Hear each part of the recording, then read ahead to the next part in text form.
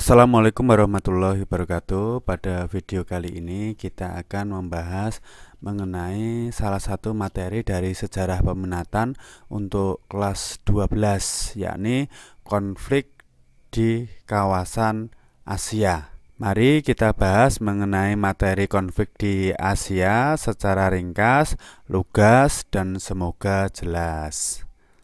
Nah, yang akan kita bahas di sini meliputi konflik perbatasan di Asia, antara lain yang pertama di kawasan Asia Tenggara, kemudian ada di kawasan Asia Selatan, dan juga di kawasan Asia Timur.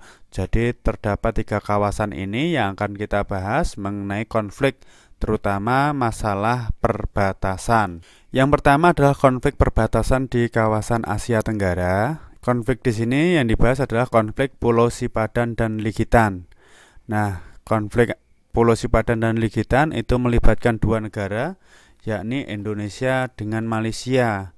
Ini merupakan Borneo, ini wilayahnya Indonesia, sedangkan di sini terdapat Sarawak, itu merupakan bagian dari Malaysia. Nah, pulau yang diperebutkan di sini, ini 2 ini, Pulau Sipadan dan Pulau Ligitan. Latar belakang adanya konflik Pulau Sipadan dan Ligitan ini didasarkan pada Indonesia dan Malaysia itu sama-sama memasukkan wilayah Pulau Sipadan dan Pulau Ligitan dalam wilayahnya masing-masing. Berbagai upaya dilakukan dalam rangka untuk mengatasi permasalahan ini. Salah satunya pada tanggal 22 September 1969 dilakukan MOU antara pemerintah Indonesia dengan pemerintah Malaysia, yang mana Pulau Sipadan dan Pulau Ligitan itu berstatus quo. Nanti terdapat tafsir yang berbeda status quo ini antara Indonesia dengan Malaysia. Kalau Indonesia itu menganggap bahwa status quo berarti tidak ada yang menguasai di Pulau Sipadan dan Ligitan. Tapi kalau status quo-nya Malaysia itu menganggap bahwa tetapnya itu berarti Pulau Sipadan dan Ligitan di bawah kekuasaan Malaysia. Adapun upaya penyelesaian terhadap konflik Sipadan dan Ligitan, yakni masalah Sipadan dan Ligitan dibawa ke Mahkamah Internasional atau International Court of Justice yang ada di Den Haag, Belanda. Pada tanggal 17 Desember 2002, hasil dari Mahkamah Internasional itu yakni 16 hakim memenangkan Malaysia, sedangkan 1 hakim memenangkan Indonesia. Nah, pada saat sidang itu Indonesia dengan beberapa argumennya. Yang pertama bahwa Pulau Sipadan dan Ligitan itu merupakan wilayah Indonesia. Itu didasarkan pada konvensi tanggal 20 Juni 1891 antara pemerintah kolonial Belanda dengan pemerintah kolonial Inggris. Sedangkan dasar yang lainnya, Indonesia merasa menjadi pewaris dari Sultan Bulungan yang menguasai kekuasaan Pulau Ligitan dan Pulau Sipadan. Begitu juga Malaysia. Malaysia itu juga memberikan berbagai argumen bahwa Pulau Sipadan dan Ligitan itu merupakan milik mereka. Antara lain bahwa Pulau Sipadan dan Ligitan itu secara historis merupakan wilayah dari kekuasaan Malaysia. Bukti lainnya bahwa Malaysia sudah melakukan pembangunan di Pulau Sipadan dan Ligitan. Salah satunya adalah pembangunan mercusuar pada tahun 1933 yang dilakukan oleh pemerintah kolonial Inggris. Seperti yang kita tahu bahwa Malaysia itu adalah bekas jajahannya Inggris, sedangkan Indonesia adalah bekas jajahannya Belanda. Ini adalah pada saat persidangan di Den Haag. Nah, keputusan ini yang mana memenangkan Malaysia itu didasarkan adanya bukti pengambilan dan pengelolaan telur penyu oleh Inggris di Sipadan pada tahun 1933. Oleh karena itu, para hakim menyatakan bahwa Malaysia lah yang berhak atas Pulau Sipadan dan Ligitan, karena Malaysia sudah melakukan eksplorasi, sudah melakukan pembangunan di Pulau Sipadan dan Ligitan. Nanti Sipadan dan Ligitan menjadi salah satu resort wisata unggulan di Malaysia. Selanjutnya adalah konflik di Laut Cina Selatan. Negara yang terlibat banyak sekali, antara lain Indonesia di sini, kemudian Malaysia, Brunei Darussalam, Cina atau Tiongkok, Taiwan, Vietnam, dan juga Filipina.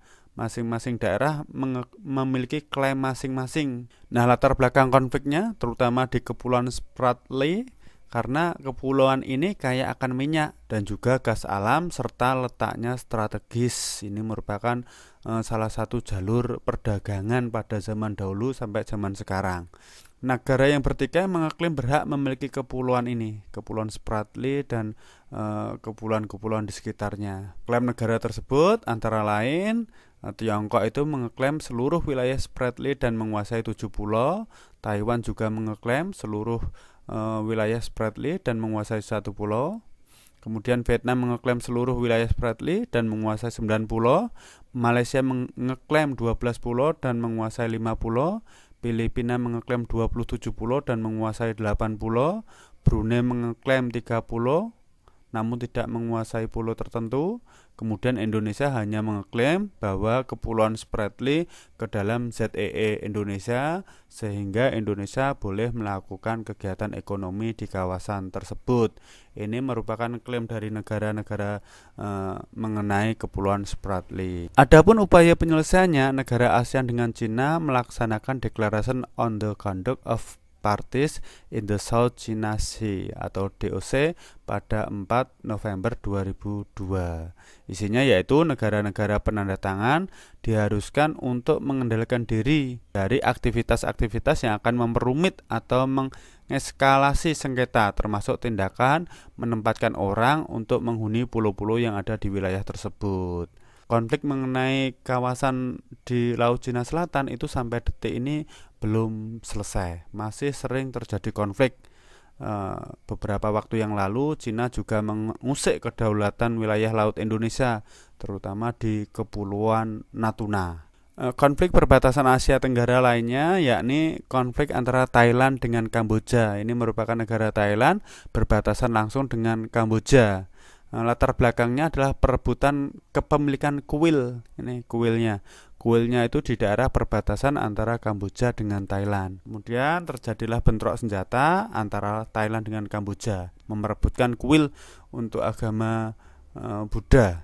Pada tahun 2011 diadakan perjanjian di New York yang dihadiri oleh Thailand, Kamboja, dan Indonesia selaku pemimpin ASEAN yang menyelesaikan konflik dengan damai. Kemudian masalah kuil Preah Vihear ini dibawa ke Mahkamah Internasional yang diputuskan bahwa Kamboja lah yang memiliki kuil Preah Vihear ini pada tahun 2013. Selanjutnya adalah konflik di kawasan Asia Selatan, yakni mengenai konflik Kashmir. Negara yang terlibat adalah India, Pakistan, dan militan Kashmir. Secara historis, India, Pakistan, dan Bangladesh dulunya merupakan sebuah negara di bawah jajahan Inggris. India itu mayoritas beragama Hindu, Pakistan dan Bangladesh itu beragama Islam. Pakistan dan Bangladesh itu dulunya adalah satu negara, yakni Pakistan Barat dan juga Pakistan Timur. Pakistan Timur itu nanti mendirikan negara sendiri namanya Bangladesh. Nah, untuk wilayah Kashmir ini menjadi sengketa dikarenakan pemimpin Kashmir saat itu, Maharaja Hari Singh, itu cenderung menginginkan wilayahnya bergabung dengan India. Akan tetapi mayoritas penduduk Muslim yang ada di Kashmir itu menginginkan wilayah Kashmir bergabung dengan Pakistan. Kemudian terjadi berbagai pertempuran untuk merebutkan wilayah Kashmir ini. Upaya penyelesaiannya yakni salah satunya Perjanjian Simla yang menegaskan wilayah-wilayah di Kashmir, mana yang termasuk wilayah kekuasaan India dan mana yang merupakan kekuasaan Pakistan. Konflik tidak berhenti di situ saja. Pakistan itu menawarkan bantuan berupa kelompok militan-militan di Kashmir. Begitu juga dengan India. India juga mengirimkan pasukannya di Kashmir. Pada tanggal 4 Juli 1999 terjadi pertemuan antara perwakilan dari Pakistan dengan Presiden Amerika, yang mana Pakistan sepakat untuk menarik mundur pasukannya. Akan tetapi konflik di Kashmir tidak berhenti di situ saja. Sekali-kali masih terjadi konflik. Selanjutnya yakni perang saudara di Sri Lanka. Sri Lanka itu di selatannya India. Ini merupakan Sri Lanka Sri Lanka itu merupakan bekas jajahan Inggris yang baru merdeka pada tahun 1948. Terjadi perang saudara antara mayoritas Sinhala yang beragama Buddha dengan kelompok Islam, nanti namanya kelompok Tamil. Pada tahun 1976, Liberation Tigers of Tamil Eelam (LTTE) ingin mendirikan sebuah negara merdeka yang berdasarkan agama Islam. Karena Sinhala itu menjadikan Sri Lanka yang dulunya namanya Ceylon, kemudian dirubah namanya menjadi Sri Lanka, dan agama Buddha dijadikan sebagai agama resmi negara. Makanya diprotes oleh kelompok Tamil. Kelompok Tamil ini kemudian ingin mendirikan negara sendiri, negara di Sri Lanka yang beragama Islam. Ini merupakan secara kronologis rentetan peristiwanya. Ini perang saudaranya dimulai tahun 1983 antara milisi Tamil tadi dengan pemerintah Sri Lanka.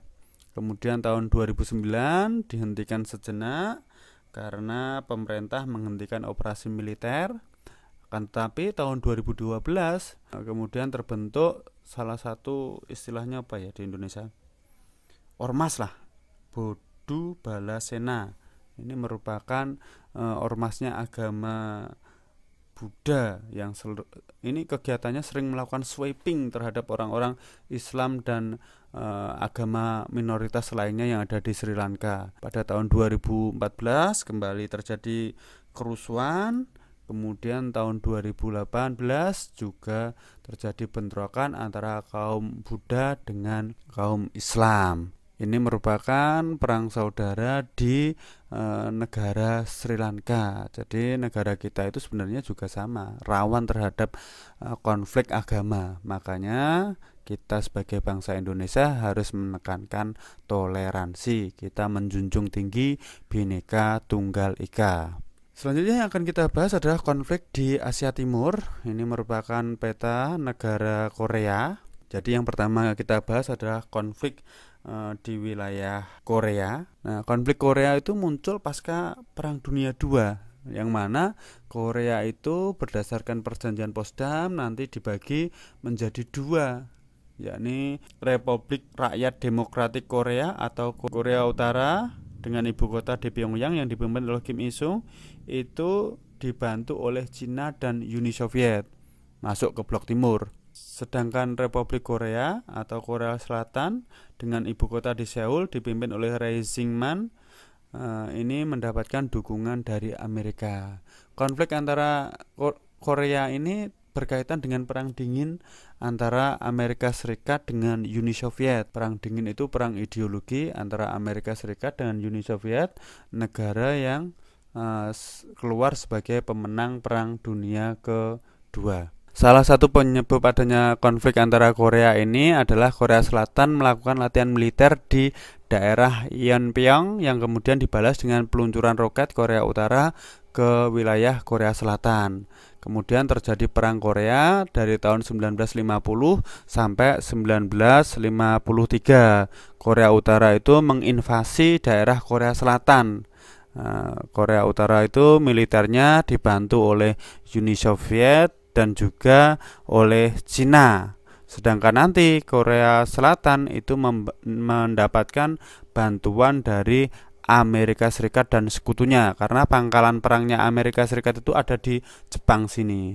Nah, kemudian disepakati perjanjian gencatan senjata. Korea Utara harus menarik pasukannya dari wilayah Korea Selatan, begitu juga sebaliknya dengan batas ini 38 derajat lintang utara. Selanjutnya adalah konflik Tiongkok dengan Jepang. Tiongkok itu Cina ya, jangan bingung kalian. RRC, Tiongkok, Cina itu sama.